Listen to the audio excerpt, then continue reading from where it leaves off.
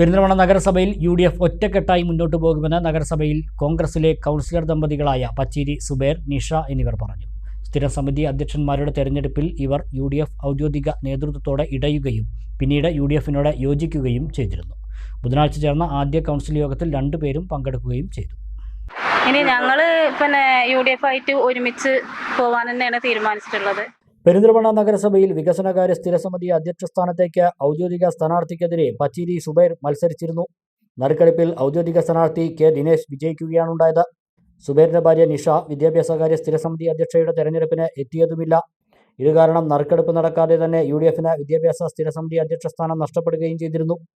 പെരിന്തൽമണ്ണയിലെ കോൺഗ്രസ് നേതാക്കൾക്കെതിരെ രൂക്ഷ വിമർശനമാണ് അന്ന് പച്ചേരി സുബൈർ നടത്തിയത്. ഇപ്പോൾ നജീബ് കാന്തപുരം MLAയുമായി സംസാരിച്ചതിനെ തുടർന്ന് പ്രശ്നം പരിഹരിച്ചെന്നാണ് പച്ചേരി സുബൈർ പറയുന്നത്. നഗരസഭയിൽ UDF ഒറ്റക്കെട്ടായി മുന്നോട്ടു പോകുമെന്നും 5 വർഷം UDF തന്നെ നഗരസഭയിൽ ഭരണം നടത്തുമെന്നും പച്ചേരി സുബൈർ പറഞ്ഞു. UDFനെ സംബന്ധിച്ചിടത്തോളം ഞങ്ങളൊരു ടീമായിട്ട് തന്നെ മുന്നോട്ട് നീങ്ങും. ഞങ്ങളെല്ലാ വിഷയങ്ങളും ബഹുമാനപ്പെട്ട MLA നജീബ് കാന്തപുരം എല്ലാം മൂപ്പർ സംസാരിച്ച് ക്ലിയർ ആക്കാന്ന് ഉറപ്പ് ഞങ്ങൾക്ക് തന്നിട്ടുണ്ട്. ആ അടിസ്ഥാനത്തിൽ തന്നെയാണ് ഞങ്ങൾ ഒരുമിച്ച് മുന്നോട്ട് നീങ്ങാൻ തയ്യാറായിട്ടുള്ളത്.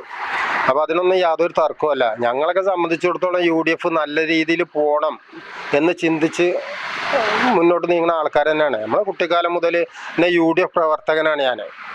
അല്ലാതെ ഇപ്പോൾ പുതിയതായിട്ട് വന്നൊന്നുമല്ല. അതൊക്കെ ഈ നാട്ടിലെ എല്ലാ ജനങ്ങൾക്കും നമ്മളെ പറ്റി അറിയാവുന്ന കാര്യമാണ്.